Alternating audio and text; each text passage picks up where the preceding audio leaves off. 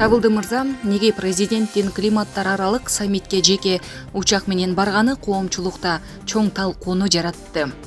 Президенттин аппараты климаттар аралык саммитке катышуу Кыргызстан үчүн маанилүү экенин айтып, жеке учак менен барууга аргасыз болушканын айтып, кайсыл фирманын учагын канча каражатка жалдашканын айтышса, эл туура түшүнмөк. Азыркыдай коомчулуктун сынына кабылмак эмес. Президент ачык болгула дегени менен чиновниктер эмнегедир ал айткандай ачык болбой жатат. Ошол үчүн эл арасында бүдөмүк ойлор жаралды.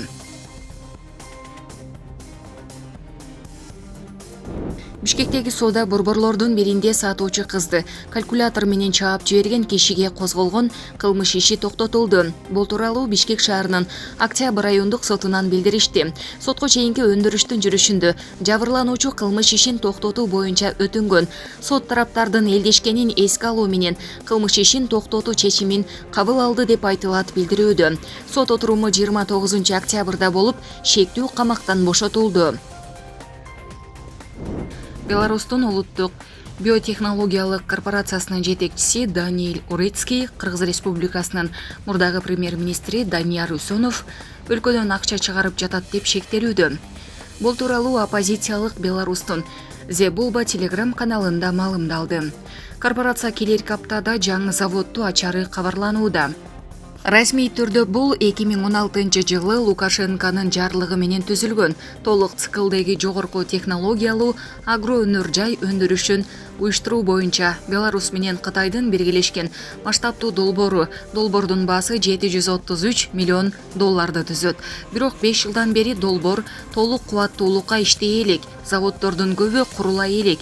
2019 жылы Кастаурада долбоору БНБКнын ишмердүүлүгүн изилдеп, корпорация түзүлгөн жана иштеп жаткан схема бюджеттик акчаны жеке бизнеске чыгарууга абдан окшош деген тыянакка келген деп жазат билдирүүнүн авторлору. Телеграм-канал Кыргызстандын экс-президенти Курманбек Бакиевдин Беларустан саясий башпаник алган жээни Асылбек Салиев Шотландиянын офшордуу корпорациясынын негизги кожоюну экени эскертет.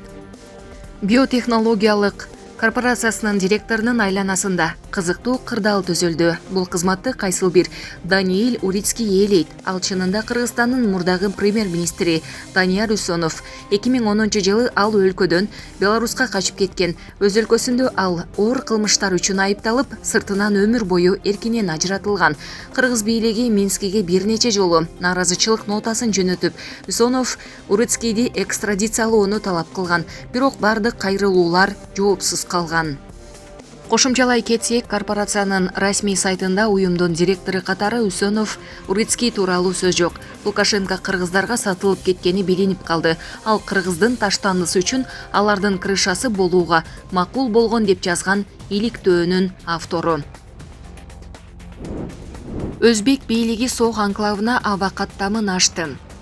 Сооқ анклавында курулуш иштери октябрдын орто чендеринде бүткөн. Учуп келген абак кемесин аким, райондогу кызматтардын башчылары жана коомчулук өкүлдөрү салтанаттуу тосуп алган. Сооқ анклавындагы аэропортко Өзбекстандын Фергана шаарынан биринчи ирет учак келип конду. Бул туурасында Спутник Өзбекстан жергиликтүү акимчиликтин маалымат кызматына таянып кабарлады. Биринчи сынамы каттам кече 1 ноябрда болгон.